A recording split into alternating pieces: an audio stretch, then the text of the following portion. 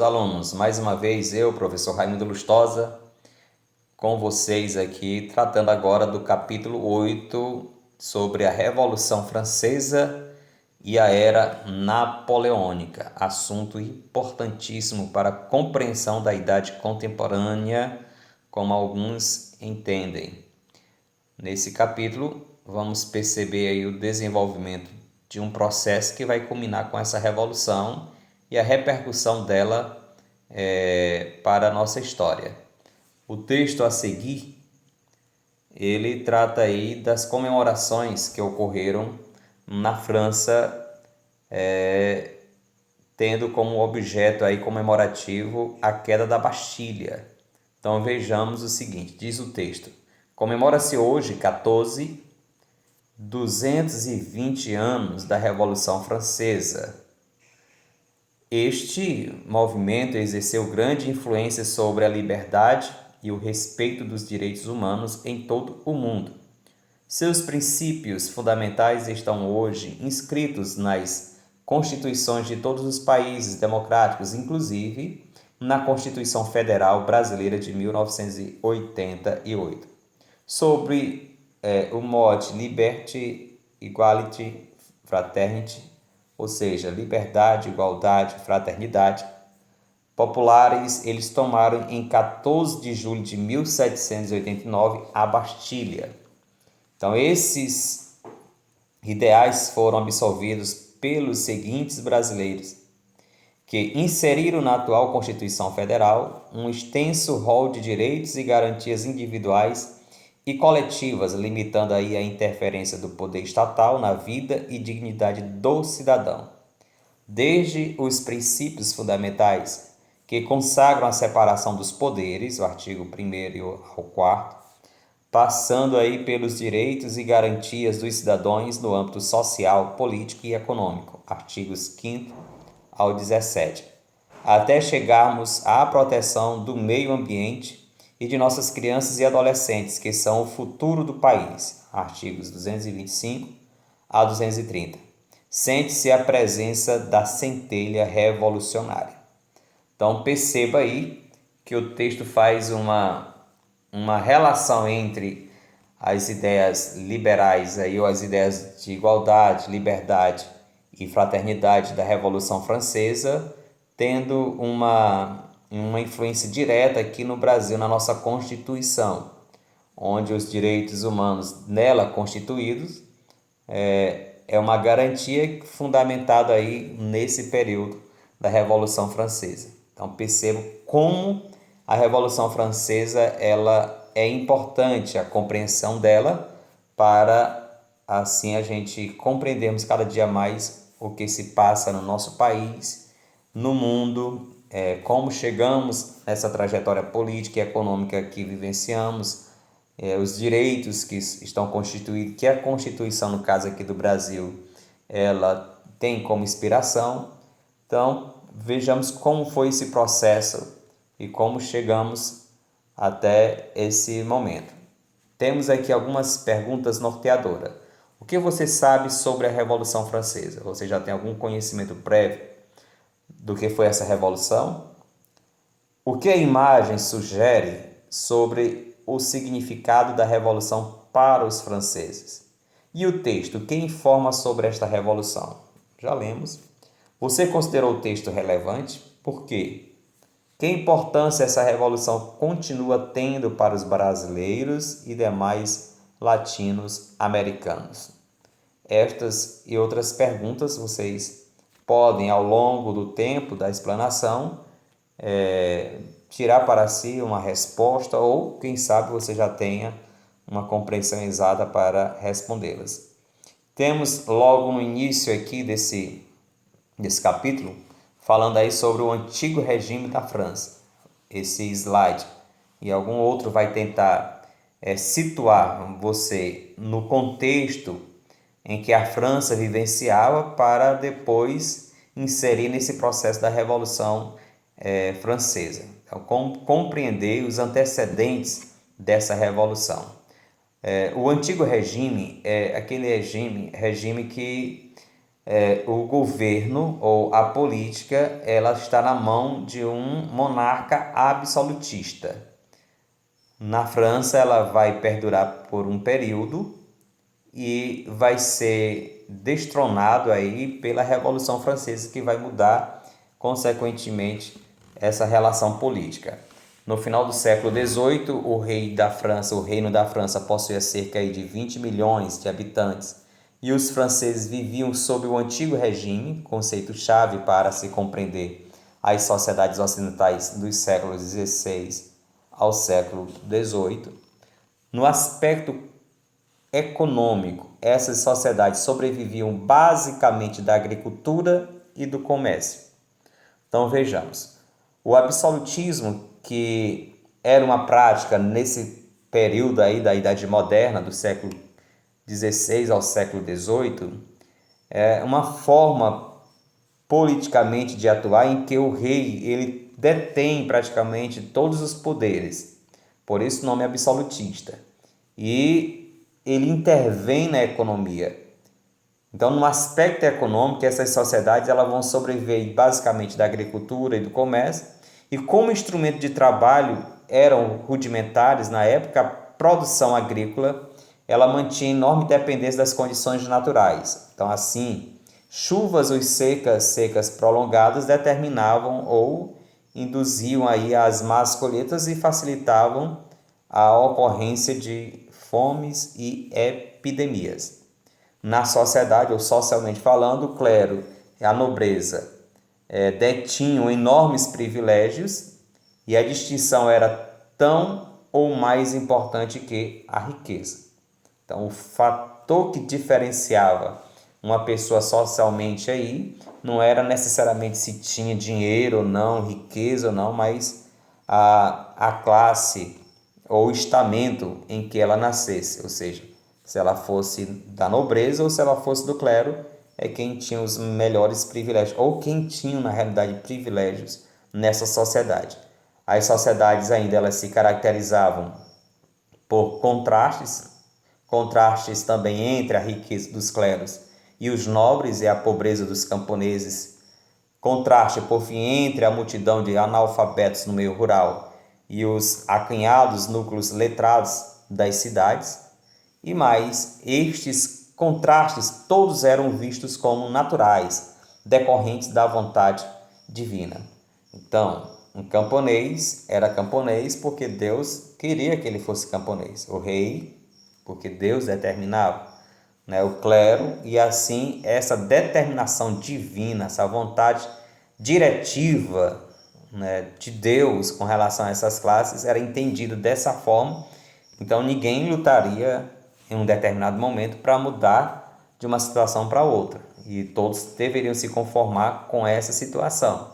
Então, é justamente esses contrastes existentes, eles ficavam em conformidade na mente de todos aqueles que vivenciavam um determinado momento, porque aceitava essa ideia de que Deus tinha estruturado desta forma. Nós temos logo aqui na imagem de Luís XIV, no canto superior direito, recebendo aí a submissão de um nobre. Repare na pose, nos gestos e na posição dos pés do rei. Então perceba como isso ilustra, né, o que ele ostentava na época. Nós temos ainda nesse período do antigo regime, desconhecia a ideia de direitos iguais entre os indivíduos. Então nem todo mundo não era igual perante a lei. Imagine só hoje que a Constituição diz e fala sobre essa igualdade de direitos, que todo mundo tem o direito de liberdade, e a gente percebe na sociedade alguns que não gozam desses direitos. Imagine só nesse século, no século XVI, XVII, XVIII, na França e em outros lugares do mundo, muitas das pessoas não tinham nem conquistado o direito e na prática muito menos. Então, em vez da noção de direito, baseava-se na de privilégio. Então, tinha essa divisão aí, essa diferença das pessoas pelo privilégio da do estamento que ela pertencia, seja da nobreza ou do clero. Eram os melhores, eram quem eram mais privilegiados. Então, um deles era o de nascimento, que distinguia aí de sangue aí da nobreza, e o outro era o da ocupação, que desvalorizava os serviços manuais e elevava aquele que vivia de rendas. Na política, contextualizando aí o antigo regime na França, a sociedade do antigo regime era governadas aí por reis absolutistas que viviam a si próprio, ou que viam a si próprio e eram vistos como representantes de Deus na terra. Aí temos aí o absolutista ou absolutismo de direito divino. Sobre a sociedade.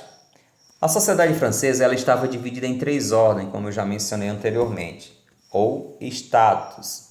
O primeiro estado era o clero, o segundo estado era a nobreza e o terceiro estado, os camponeses, burgueses e trabalhadores das cidades.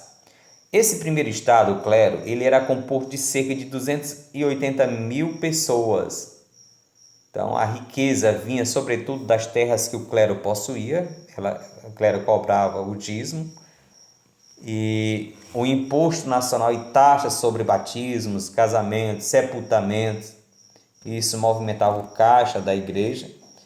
Os cardeais, bispos, arcebispos e abades vinham compor o chamado alto clero e tinham geralmente origens nobres.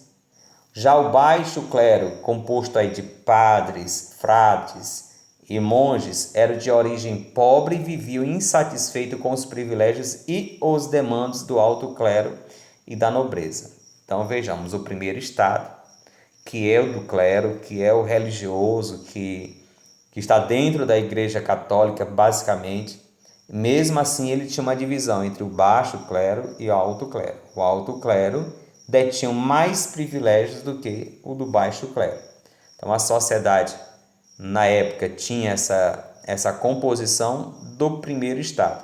O dízimo, que era um imposto destinado à prática da caridade, mas era usado para sustentar o luxo e a ociosidade do alto clero, e esse dízimo era pago com parte da colheita e também do rebanho, e era um imposto, odiado aí por parte dos camponeses, como era imposto da época. Então a gente percebe que o clero ele começa a ter, ou vai ter posteriormente, uma insatisfação desses dos quais eram cobrados esse dízimo. A gente tem ainda, nesse período da sociedade francesa, o segundo estado, ou seja, a nobreza, que era composta de cerca de 840 mil indivíduos, cuja função principal era defender a nação. Por isso, só os nobres eles portavam espadas. A nobreza era composta de 3 grupos principais. Aí temos a nobreza cortesã, que era sustentada pela nobreza, pela realeza. Então, eram aqueles que viviam aí sugando o Estado. E viviam em torno do Palácio de Versalhes, a residência do rei. Então, eles ficavam usufruindo de todas as regalias que o palácio tinha. Existia o segundo grupo aí da nobreza, a nobreza provincial, que é estabelecida no interior da França, vivia das rendas da terra onde os camponeses trabalhavam, e a nobreza de toga, onde os portugueses, aliás, os burgueses, que tinham comprado título e cargos públicos vendidos pela realeza. E a nobreza, como um todo, vivia à sombra da corte e do trabalho dos camponeses. Então, percebemos aí que a nobreza cortesã era mais privilegiada nesse sentido. A nobreza provincial, que estava no interior, que vivia das rendas dos camponeses, também privilegiada. E a nobreza de toga, que era aquela nobreza que não nasceu nobre, que foi a nobreza que comprou o título de nobreza, ou seja, eram burgueses enriquecidos e que começaram a comprar aí os seus privilégios nesse sentido. Então, sendo assim, esse segundo grupo, segundo estado, assim como o primeiro, dependiam do sustento vindo aí dos trabalhadores, dos camponeses. E o terceiro estado, o mais sofrido, era quem mais carregava os demais nas costas. Ele era composto aí de camponeses, trabalhadores urbanos e burguesia, e era composto de 26 milhões e 880 mil pessoas. Os camponeses eles constituíam cerca aí de 80% da população francesa e pagavam impostos à monarquia e aos seus senhores, né, diretos. Então, entre os trabalhadores urbanos havia os artesãos, os operários, os cocheiros, os carregadores de lenha, entre outros. Muitos viviam em Paris e eram chamados aí como sans-culottes. Sans-culotte, né? Culotte na realidade era uma calça justa que determinava aí um pouco, que terminava um pouco abaixo aí do joelho e era usado por aqueles que tinham privilégio, no caso os nobres. Como os pobres não usavam esse tipo de calça, eles e nem tinham o privilégio da nobreza, começaram a ser conhecidos aí como esse sem calça, ou sem culotte, ou sans culotte, como é a expressão. Então eles eram desprezados dessa sociedade, basicamente. Então o terceiro estado ele tinha o maior número de pessoas e eram quem mais viviam mal, não tinham privilégios, e o restante, os 20% da sociedade, que era composto pelo primeiro e segundo estado, era quem era sustentado por essa massa do terceiro estado.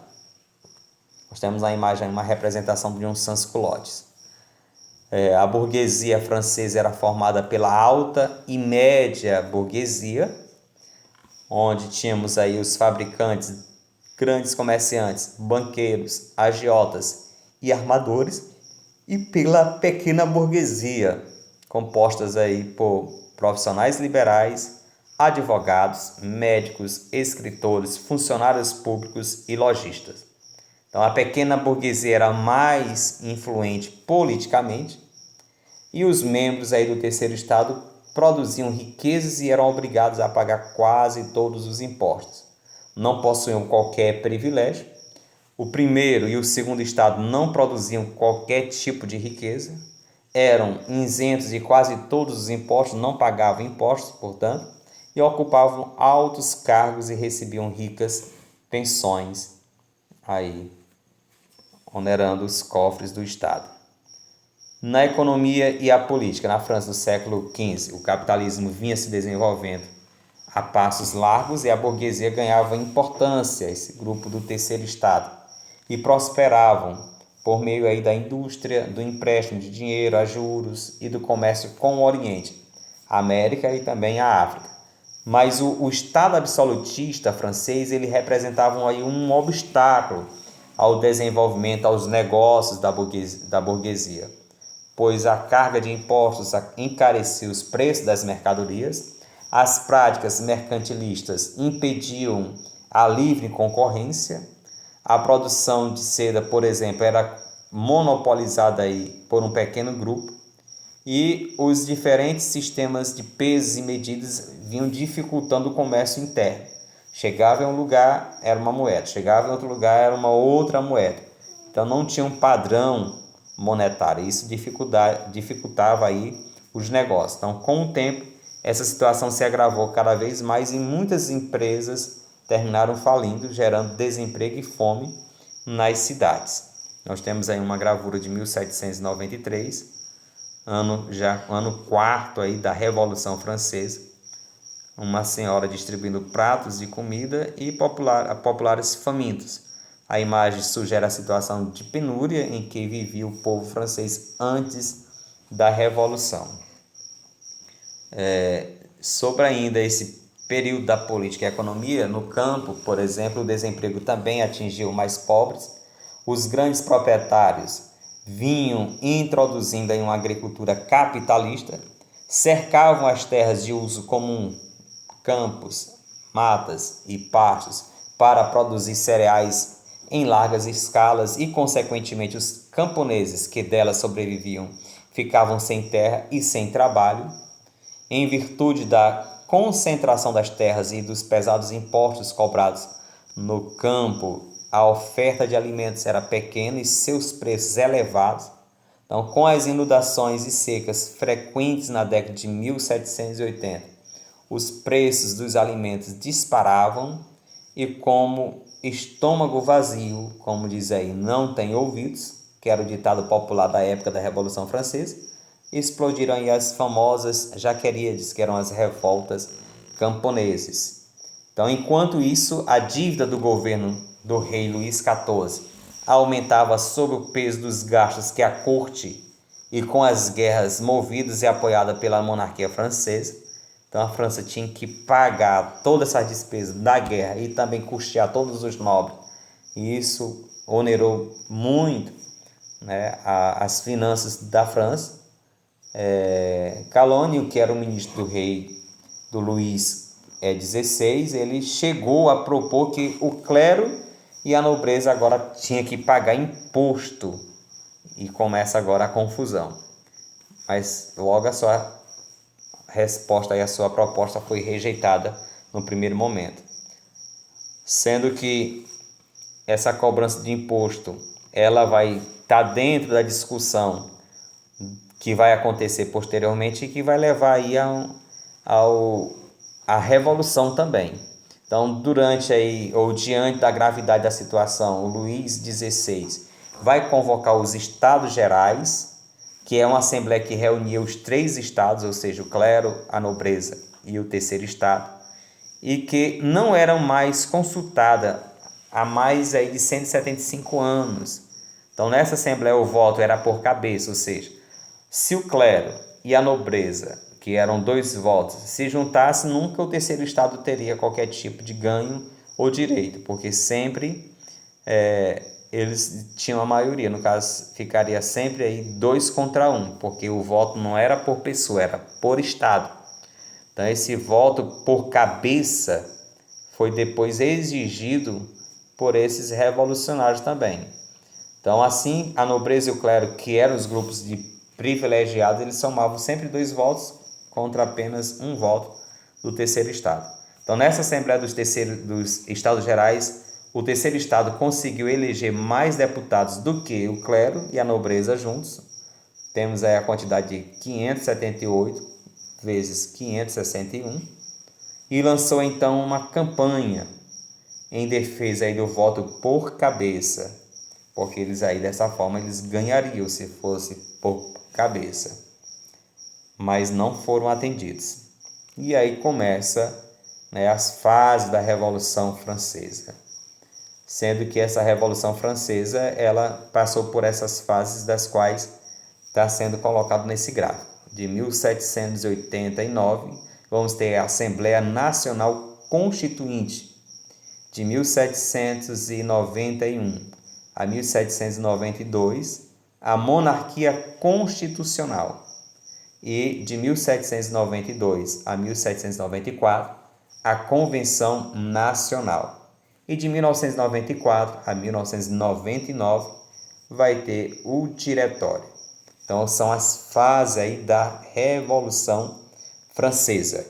Então, temos aí a Revolução em Marcha, ou seja, em 5 de maio de 1798, a sessão da abertura da Assembleia dos Estados Gerais, o rei, com o apoio aí do clero e da nobreza, declarou que a reunião deveria ser restrita ao exame dos problemas financeiros, omitindo aí, né, o debate de voto por cabeça ou por estado. Então, assim, a votação continuaria sendo, né, por estado. Os deputados do terceiro estado reagiam aí a essa decisão do rei, declarando-se em Assembleia Nacional com o objetivo de escrever e propor uma Constituição. Então, Luís XVI, por sua vez, ele mandou fechar a sala em que os deputados se reuniam. Eles, então, invadiram a sala do jogo da pela e lá eles juraram não se separar enquanto não tivesse elaborado uma Constituição para a França. Então, nós temos aí a Assembleia Nacional Constituinte, que vai ser o nosso próximo assunto. Fiquem em paz e até mais. Deus abençoe a todos.